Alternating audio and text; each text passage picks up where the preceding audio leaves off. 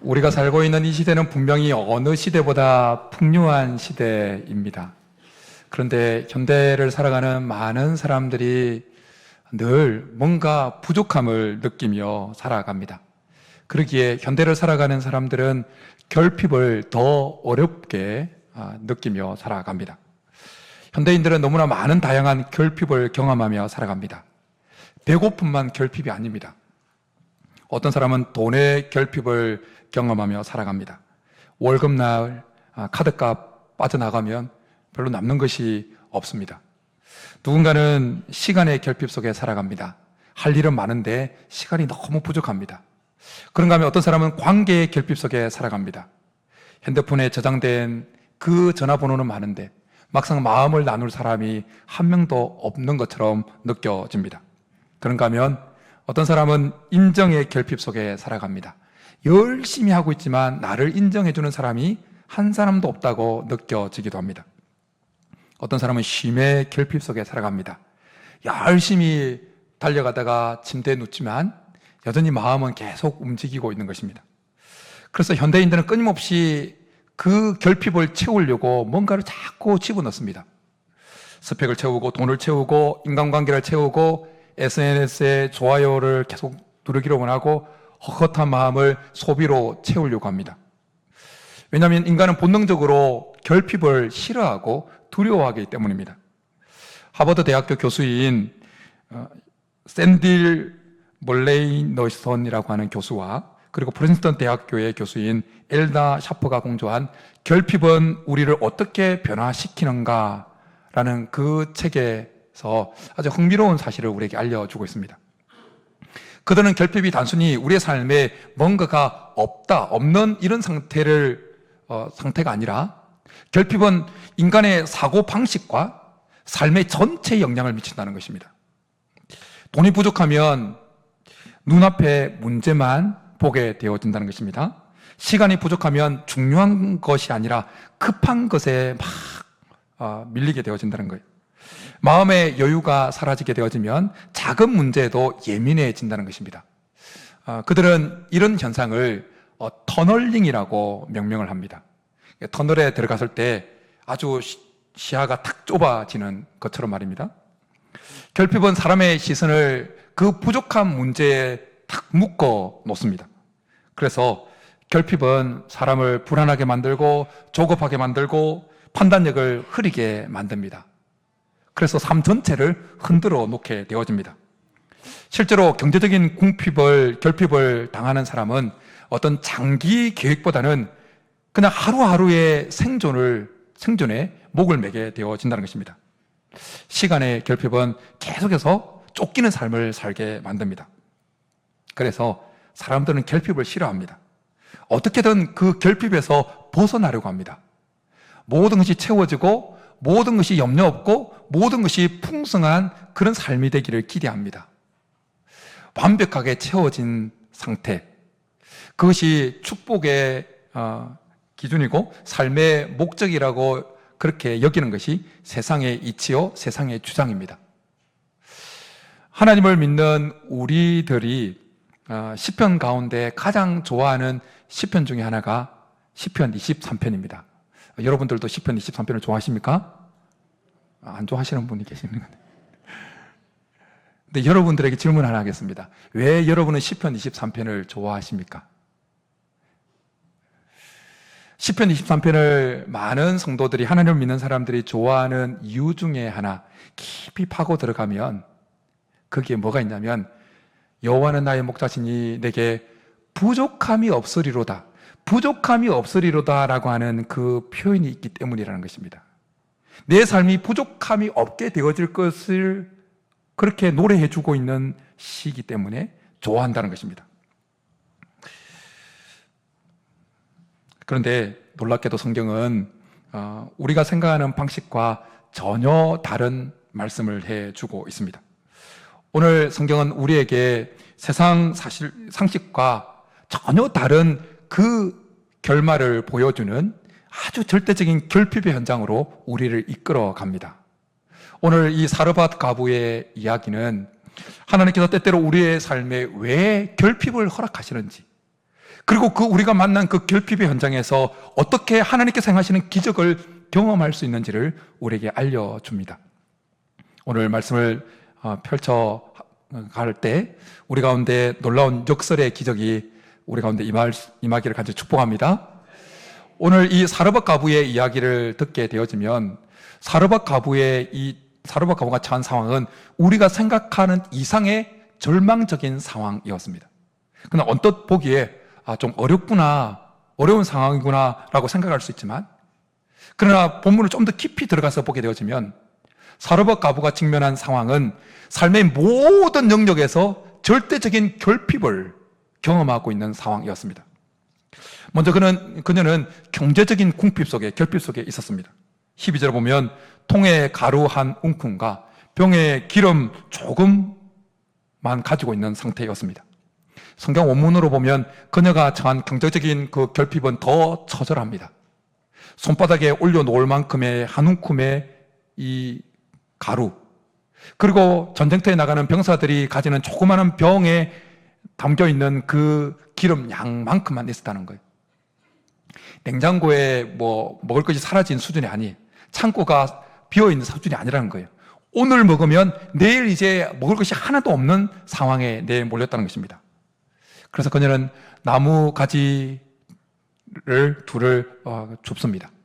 이 나뭇가지를 줍는다는 표현도 히브리어가 이 지푸라기, 그리고 아주 잔 가지를 가리키는 단어를 어원으로 하고 있습니다. 그러니까 부자면, 좀 넉넉하면 장작 더미에서 다른 사람 시켜서 가져왔겠죠.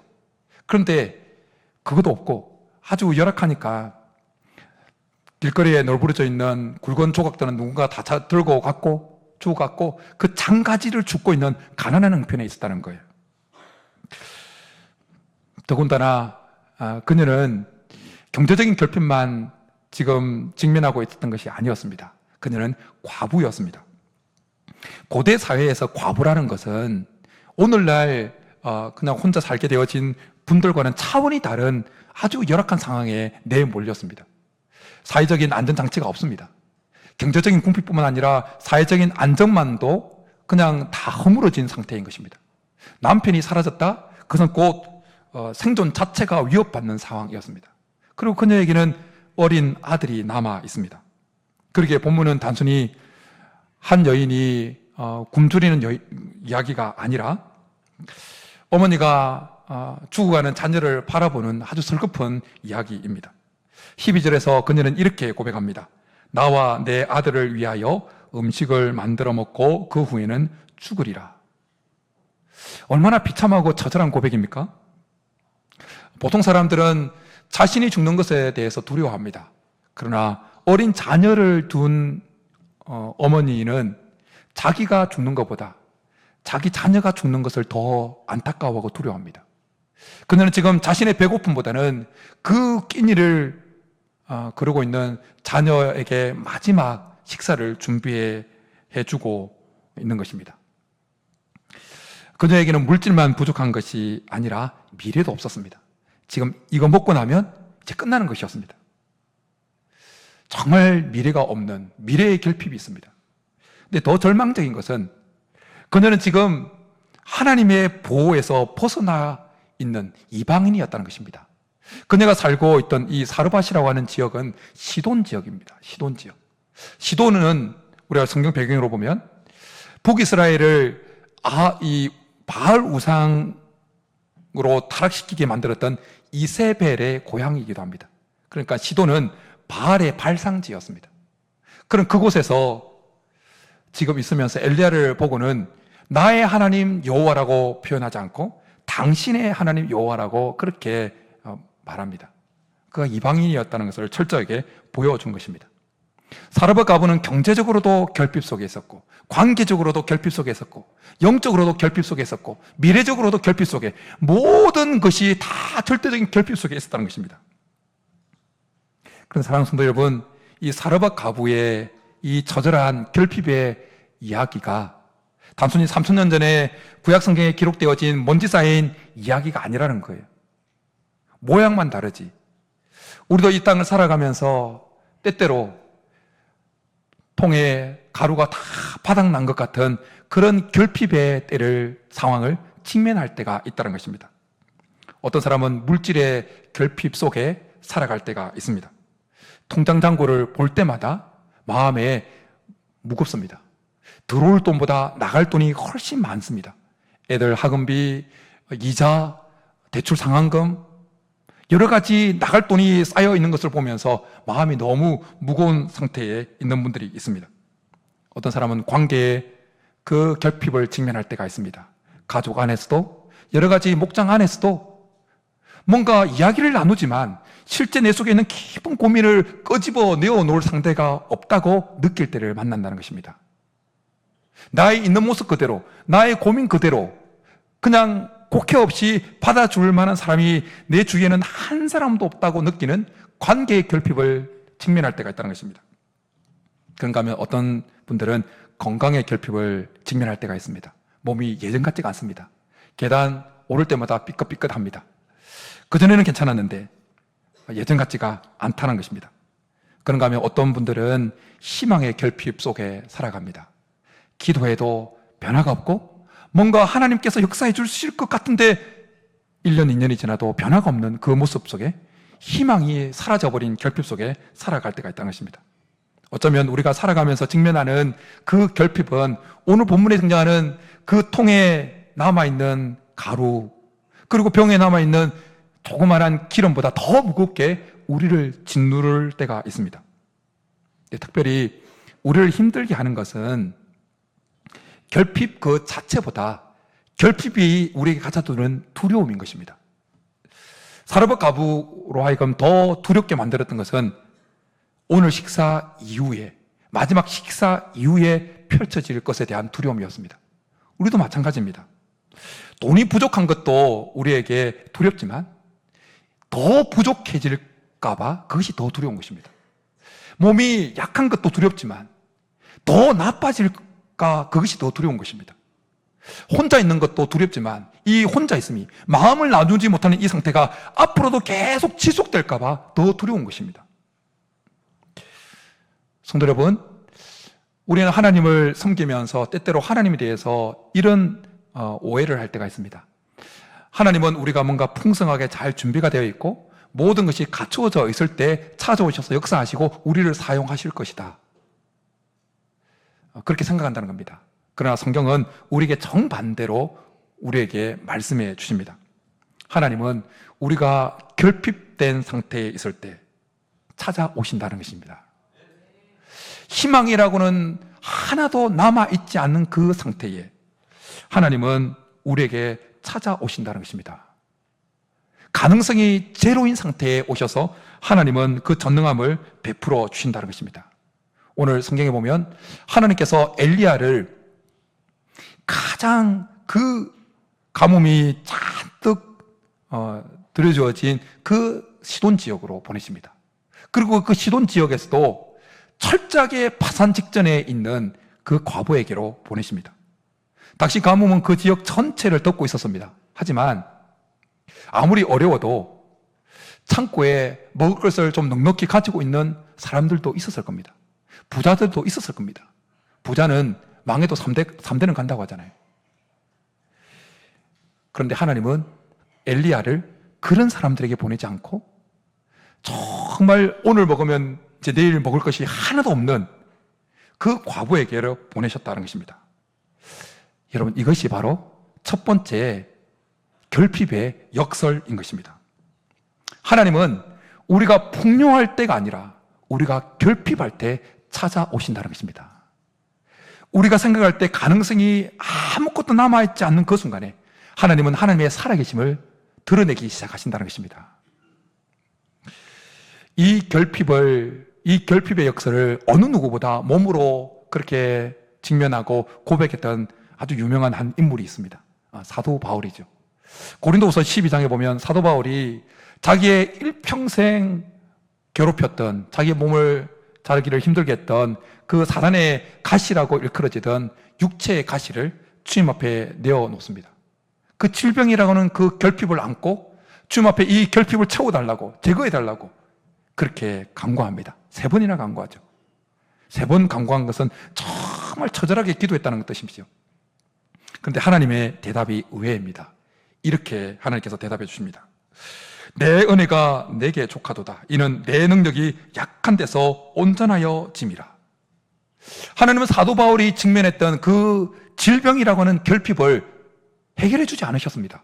그냥 그대로 내버려 두시면서, 놓아두시면서 오히려 그렇게 결핍된 상태가 하나님의 은혜가 족한 상태라고 말씀해 주셨습니다. 왜 그랬을까요?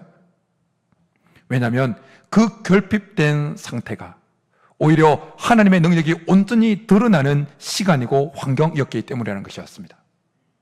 사도 바울은 그 사실을, 하나님의 이 음성을 듣고 아주 영적인 눈을 뜨게 되어진 것입니다. 내 삶에 결핍이 채워지지 않는 것은 저주가 아니구나. 오히려 내 삶에 결핍이 있는 것은 내 안에 그리스도의 능력이 머물게 만드는 안전장치구나. 이걸 깨닫게 되어진 것입니다. 그래서 이런 고백을 한 것입니다. 그러므로 내가 그리스도를 위하여 약한 것들과 능력과 궁핍과 박해와 공고를 기뻐하노니 이는 내가 약한 그때의 강함이라. 사르밧 가부의 텅 빈 그 항아리와 사도 바울이 직면했던 그 육체의 가시는 같은 자리인 것입니다. 여러분, 인간은 본성적으로 자기가 가지고 있는 것 통에 가루가 가득하면, 그리고 자기 육체에 뭔가 이상이 없고 건강하면, 그리고 문제를 만났어도 그 문제를 해결할 만한 자원이, 그리고 지혜가 내 안에 가득하면 하나님을 잘 의지하지 않습니다. 입술로는 하나님 의지합니다 라고 말하지만 마음 깊은 곳에서는 내가 가지고 있는 세상적인 자원을 더 의지하려고 하는 것이 우리의 본성이다라는 것입니다. 내 삶을 채우고 있는 세상적인 그 자원들이 우리의 눈을 가리고 우리로 하여금 하나님을 바라보지 못하게 만드는 장애물이 되어진다는 것입니다. 그렇지만 결핍은 저주가 아니라 내 삶에 자리했던 그 거짓 확신, 그것을 다 걷어내게 만드는 하나님의 은혜의 도구인 줄 믿습니다. 물론 하나님은 우리가 당하는 그 결핍을 기뻐하시는 분이 아니십니다. 우리가 그 결핍 가운데 고통하고 눈물 흘리는 것을 즐기시는 분이 결코 아니십니다. 그러나 하나님은 우리가 당하는 그 결핍까지도 사용하셔서 우리로 하여금 하나님을 바라보게 만들고 하나님께로 더 가까이 다가가게 만드시는 분이시다라는 것입니다. 사르밧 가부처럼 이제는 내 계산으로는 안 되는구나 라는 그 지점에 이르렀을 때, 사도 바울처럼 아무리 간구해도 내 결핍이, 내 질병이 이제 회복되지 않는구나 라고 느껴지는 그 순간 때, 그런 상황에 직면할 때 우리는 본능적으로 생사화복을 주장하시는 하나님을 바라볼 수밖에 없게 되어집니다. 그리고 그 순간에 내가 붙들었던 모든 세상적인 자원들이 우상이었구나, 아무것도 아니었구나 라고 여기고 우리의 삶에서, 우리의 마음에서 뒤로 빼낼 때, 그럼 우리의 마음에 빈 공간이 생기지 않습니까? 그 빈 공간이 하나님의 능력이 임하게 되어지는 성소로 바뀌게 되어지는 것입니다. 하나님은 그때까지 기다리시는 거예요. 실제로 하나님은 사르밧 과부에게 뭔가 그래도 먹을 것이 남아있을 때가 있었지 않았겠습니까? 그때 엘리야를 보내지 않으셨다는 거예요. 철저하게 완전 절대적인 결핍 상태까지 하나님은 기다리십니다. 분명히 하나님은 사르밧 과부에게 엘리야를 보내기로 작정하셨어요.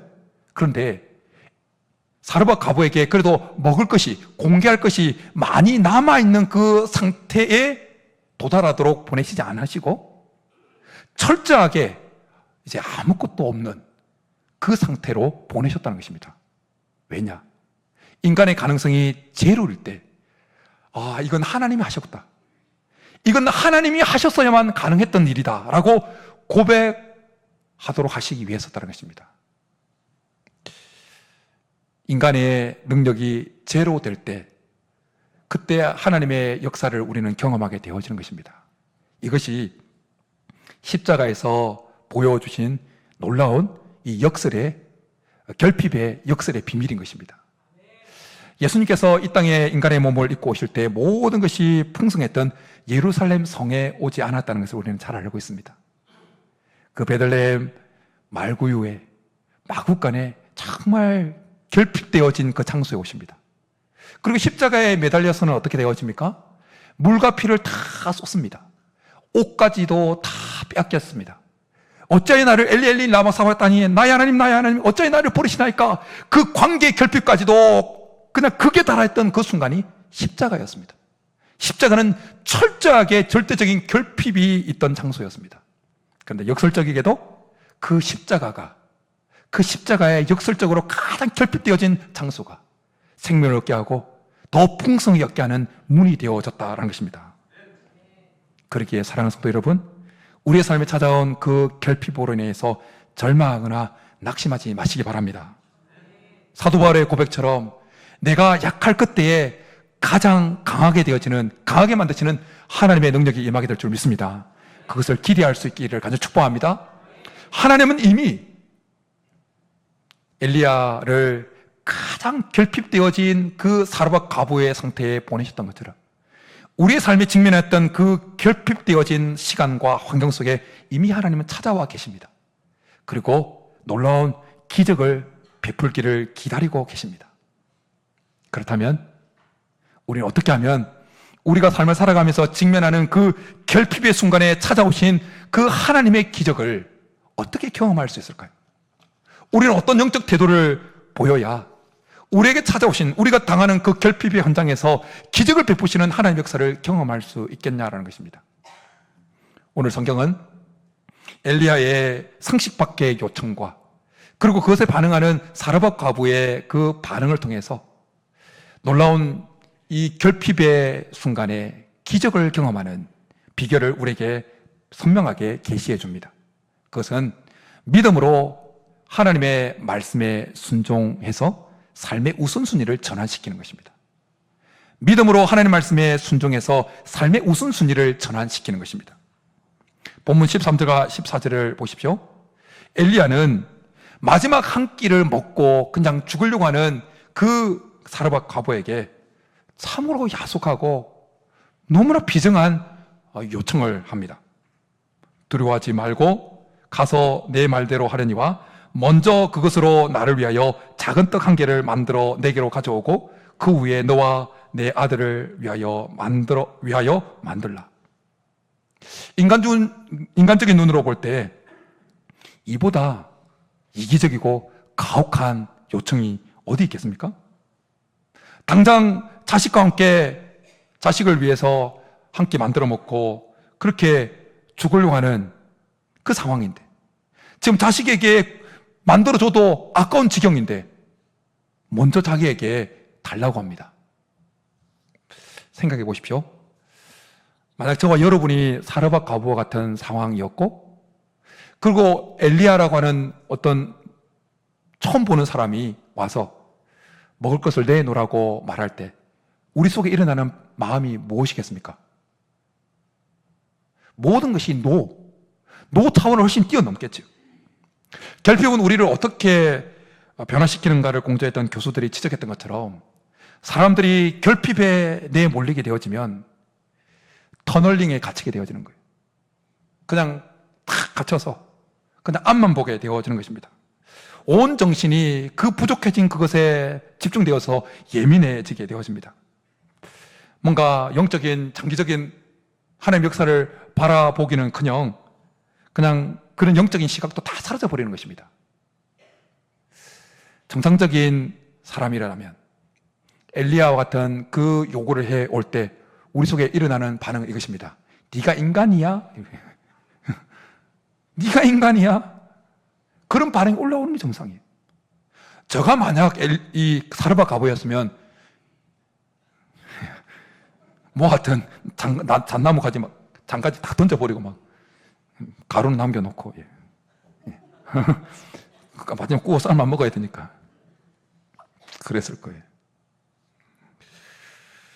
그런데 오늘 본문을 계속 읽어가게 되어지면 이 사르밧 과부는 세상의 이치와 그 터널링에 갇힌 시각을 깨고 나옵니다. 우리 15절 같이 읽겠습니다. 15절 시작.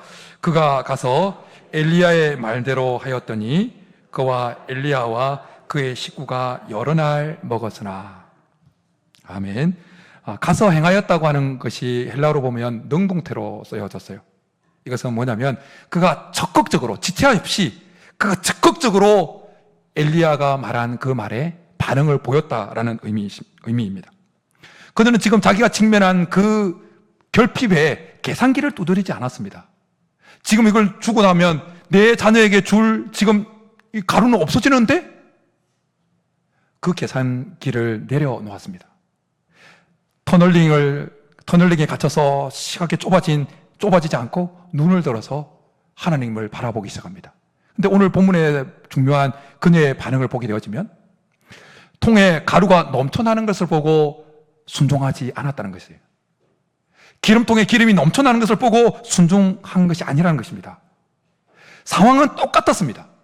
여전히 가루 한 움큼, 병 조금에 남아있는 기름, 그 상태였습니다. 그럼에도 불구하고 그녀는 통에 가루가 떨어지지 아니하고 병에 기름이 없어지지 아니하리라고 하는 그 엘리야를 통한 하나님의 약속의 말씀에 믿음으로 반응한 것입니다. 먼저 내어드립니다. 그 순간 놀라운 하나님의 역설의 기적이 일어나기 시작합니다. 여기에 중요한 신앙, 우리 기독교 신앙의 핵심이 담겨 있습니다. 결핍의 자리가, 우리가 삶을 살아가면서 직면하는 결핍의 자리가 축복의 자리로 바뀌게 만드는 임계점이 뭐냐? 임계점 있지 않습니까? 끓는 물이 끓이다가 이제 확 끓게 되는 임계점. 우리의 결핍의 자리가 축복의 자리로 바뀌는 그 임계점이 뭐냐? 그것은 우선순위의 전환이고 하나님 앞에 믿음을 드러내는 것입니다. 우리가 주님 앞에 결핍의 순간을 직면했을 때 우리의 삶의 우선순위를 전환하는 그 순간 우리의 결핍의 시간은 축복의 시간으로 바뀌고 결핍의 장소는 축복의 장소로 바뀌게 될 줄 믿습니다. 우리의 삶에 결핍이 찾아왔을 때 그 순간에 우리가 믿음으로 주님 앞에 반응하며 나아갈 때 그 결핍은 축복으로 바뀌게 될 줄 믿습니다. 하나님은 엘리야를 통해서 그 여인에게 먼저 나에게 달라고 하신 것은 비정해서 탐욕이 넘쳐서가 아니었습니다. 사실은 그녀가 생명같이 쥐고 있는 그 마지막 한 움큼보다 하나님의 약속을 더 신뢰하고 의지하는지 그 믿음을 테스트하기 위한 것이었습니다. 여러분, 내 삶을 지어 흔들고 있는 그 결핍에 터널링 되어서 그것에만 집중하고 나아가면 그 남아있는 자원은 오히려 내 삶을 죽음으로 이끄는 마이너스 자원이 되어지는 것입니다. 그러나 하나님을 바라보면서 내가 지고 있는 그 마지막 그것을 주님 앞에 내어놓고 하나님이 하시면 살아날 수 있습니다. 회복될 수 있습니다. 고백하며 나아갈 때 우리의 결핍은 하나님의 엄청난 자원을 가져오는 축복의 연결점이 될 줄 믿습니다. 부족한 가운데서도 하나님이 내 삶의 주권자시다. 하나님이 축복하시면, 하나님이 역사하시면 해결되어질 것을 알고 주님 앞에 믿음으로 반응해 나갈 때 기적의 새싹이 일어나게 될 줄 믿습니다. 사르밧 과부가 그날 네가 인간이야 하고 막 내팽개치고 난 다음에 그냥 마지막 남은 거 마지막 요리해서 먹고 남았다면, 먹고 이제 끝났다면 그들의 인생은 끝나버렸을 거예요. 그런데 터널 밖으로 나와서 하나님을 바라보고 먼저 믿음으로 내어드릴 때 마른 땅에서 계속해서 샘물이 흘러나오는 것 같은 기적이 일어났다는 것입니다. 사랑하는 성도 여러분, 하나님은 지금 이 시간에 우리에게 질문하고 계십니다. 너가 붙들고 있는 그 마지막 가루가 무엇이냐? 너가 붙들고 있는 그 결핍을 당했을 때 마지막 붙들고 있는 결핍이 무엇이냐? 그리고 이 시간 우리에게 도전하십니다. 너가 붙들고 있는 그것보다 나를 더 의지하겠느냐? 그것을 먼저 나에게 내어놓겠느냐? 말씀하십니다. 누군가에게 있어서 먼저 하나님 앞에 내어놓아야 할 것은 돈일 수도 있습니다. 누군가에게 있어서 먼저 내어놓아야 될 것은 시간일 수 있습니다. 누군가에게 먼저 하나님 앞에 내어놓아야 할 것이 순종일 수 있습니다. 누군가에게 먼저 내어놓아야 할 것이 주의를 지키는 것일 수 있습니다. 먼저 하나님 앞에 내어놓아야 할 것이 용서일 수 있습니다. 그것을 먼저 하나님 앞에 내어놓을 때 기적이 시작될 줄 믿습니다. 말씀을 맺겠습니다. 세상은 우리에게 끊임없이 너가 결핍을 직면했으니 너가 가지고 있는 그것에 집중해서 끝까지 붙들어야 살아남는다고 계속해서 조급하게 우리를 재촉합니다. 하지만 주님은 오늘 사르밧 과부를 통해서 우리에게 말씀합니다. 두려워하지 말고 맡겨라. 두려워하지 말고 내 약속을 신뢰해라. 여러분 손에 마지막 남은 가루와 같은 여러분의 물질, 시간, 재능, 그것을 하나님 앞에 먼저 내어놓을 수 있기를 축복합니다. 하나님의 기적의 통로가 될 줄 믿습니다. 오늘 이 기적에서 우리가 놓치지 말고 살짝 언급하고 지나가야 될 것이 있습니다. 그것은 뭐냐면 하나님의 이 역설적인 기적을 보십시오. 우리는 하나님의 기적이 일어날 때 이제 밀가루가 막 트럭 채로 와서 밀가루 부대가 막 트럭 채로 오기를 원하고 기름이 탱크로를 막 해가지고 막 오기를 원합니다. 그런데 기적의 현장에서 그런 역설의 기적이 일어난 것이 아니라 어쩌면 사르밧 과부는 통에 가루가 계속 밑바닥을 드러내고 있는 것을 보았을지 모릅니다. 병에 기름이 여전히 밑에 부분을 유지하고 있는 상황을 목도했을지 모릅니다. 그때 기적은 뭡니까? 그것이 비 올 때까지, 가뭄이 해결될 때까지 끊이지 않고 계속해서 나왔다는 것입니다. 하나님께서 우리에게 베푸시는 역설의 이 결핍의 역설적인 기적은 뭐냐? 그냥 하나님 없이도 마음 놓고 살 수 있게 하는 그런 기적이 아니라는 거예요. 매일매일 일용할 양식으로 하나님께 주시는 그 공급하심을 경험하고 하나님과 계속해서 지속적인 관계를 맺고 살아가는 것이 바로 우리가 결핍의 현장에서 만나는 기적의 역설인 것입니다. 바라기는 믿음으로 우리의 삶의 우선순위를 주께 내어드림으로 우리가 직면한 이 결핍이 기적으로 완성되어지는 은혜가 우리 모두의 있기를 주님으로 축복합니다. 이 시간 우리 말씀 생각하면서 오신실하신 주, 하나님은 신실하십니다. 우리가 결핍을 직면하고 있다 할지라도 그걸 주께 내어드리면서 우리 찬양하고 고백하며 나가겠습니다.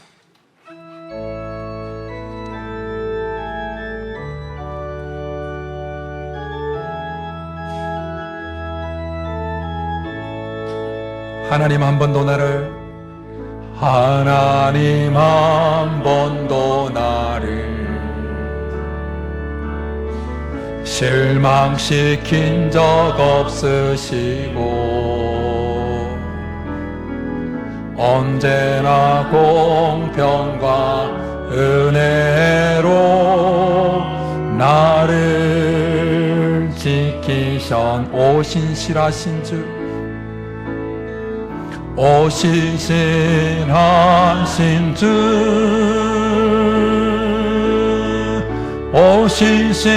오신실하신 주, 내 너를 떠나지도 않으리라, 내 너를 버리지도 않으리라, 약속하셨던 주님, 그 약속을 지키사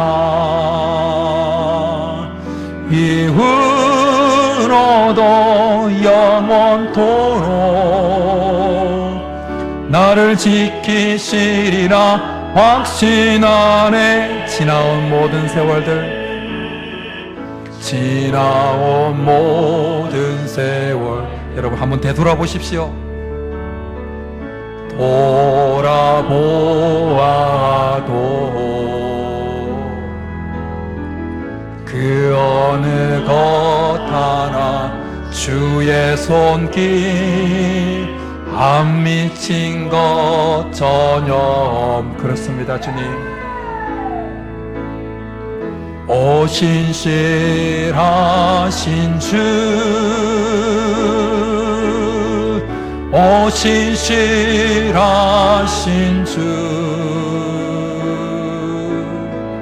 내 너를 떠나지도 않으리라, 내 너를 버리지도 않으리라. 약속하셨던 주님, 그 약속을 지키사 이후로도 영원토록 나를 지키시리라 확신하네. 이제 우리의 말씀 생각하면서 같이 기도하며 나아가겠습니다. 우리는 본능적으로 결핍을 직면할 때 터널에 들어간 것처럼 터널링에 갇혀서 터널링 현상에 사로잡힐 수밖에 없는, 시각이 우리가 결핍되는 그 문제에 그냥 묶일 수밖에 없는 연약한 자들임을 주님 앞에 고백하면서 하나님 우리에게 믿음을 더하여 주셔서 그 터널에 갇히지 않게 하여 주시고 믿음의 눈을 들어서 하나님을 바라보면서 내 삶의 우선순위를 다 재조정하면서 결핍의 순간이 오히려 기적의 순간으로 바뀌게 하시고 결핍의 환경이 축복의 환경으로 바뀌는 역설적인 기적의 현장을 경험하는 우리의 삶이 되게 도와달라고 이 시간 우리 말씀 생각하면서 주여 부르고 기도 나가겠습니다. 주여, 살아계신 하나님 아버지, 우리는 본능적으로 우리의 삶의 결핍을 경험할 때 터널에 갇힌 것처럼 그 결핍된 그 문제에 우리의 시선이 사로잡혀서 매몰되어지고 묶여서 하나님을 바라보지 못하고 하나님의 일하심을 바라지 못하고 절망하고 좌절하는 것이 우리의 연약함임을 주님 앞에 고백합니다. 하나님, 오늘 사르밧 과부의 이야기를 통해서 하나님 그 기적의 현장, 하나님 그 결핍의 순간이 기적의 순간으로 바뀌게 되어지는 하나님 비결이 믿음으로 말씀 앞에 반응하고 우리의 삶의 우선순위를 조정하는 것임을 알게 되어사오니 주님 우리에게 믿음을 더하여 주셔서 하나님 터널에 갇히는 것이 아니라 믿음의 눈을 들어 하나님을 바라보고 우리의 삶의 하나님 우선순위를 조정해서 먼저 하나님께 내어드려서 하나님께서 행하시는 놀라운 기적들을 경험하는 기적의 현장에 우리가 있는 우리 인생이 되게 도와주시옵소서. 터널을 벗어나서 하나님을 바라보고 놀라운 역설의 하나님 그 기적을 경험하는 우리 모두가 되게 도와주시옵소서.